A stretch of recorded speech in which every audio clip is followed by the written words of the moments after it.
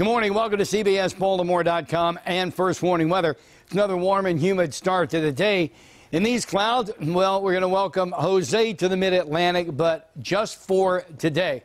A big dome of high pressure is keeping Jose offshore, and we'll talk more about him in a second. But right now, I want to focus in on that high. Not only is it keeping Jose offshore, but it's also keeping a cold front out to the west at bay. Eventually, this frontal boundary is just going to wash itself out, and this high pressure will control our weather. There goes that front. Here comes the high, and for the next 5 days, expect sunshine and temps in the mid-80s. Our forecast isn't any harder than that once we get by today. Mostly cloudy showers off to the east from Jose. We'll address that in a second.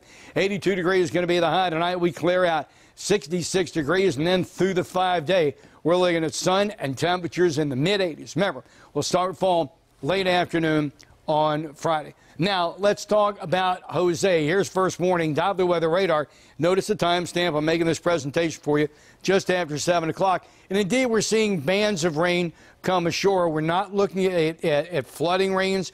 We're not looking at destructive winds, but we're looking for windswept and rainy conditions down on the Del Mar, but not necessarily inland. Jose, still a hurricane. I think by later on tonight may just be a tropical storm as he is going to head out to sea and eventually just end his existence. So what we're talking about now are winds of 75 with gusts to 90. But again, Jose is well offshore, and I think this track is just fascinating. It has stayed true a northerly direction along the Atlantic seaboard and offshore, and that's a very good thing. Sketty modeling will show Jose making a pirouette, getting out into colder water, going, and gone. Now we need to talk about Maria. This is just nothing more than just almost a worst-case scenario. From bad to worse, this has gotten. Was a Cat 5 last night, went back to Cat 4, now a Cat 5 again. Is going to remain a 4 or 5 all the way through Puerto Rico. And the track now is taking it south of St. Martin, the British and American Virgin Islands, and that's bad because that puts those areas that were just almost wiped clean by Irma into the strongest part of the storm. The actual center of the storm going over islands a little bit further south. That'd be Kitts, Nevis, Martinique, Dominica, Santa Lucia, as they would say in Europe, St. Lucia.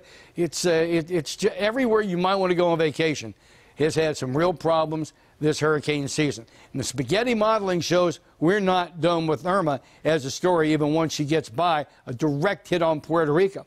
Now expected by next Tuesday, that to be about right here, to get out into the Atlantic basin. And this is something we're going to have to watch very, very closely.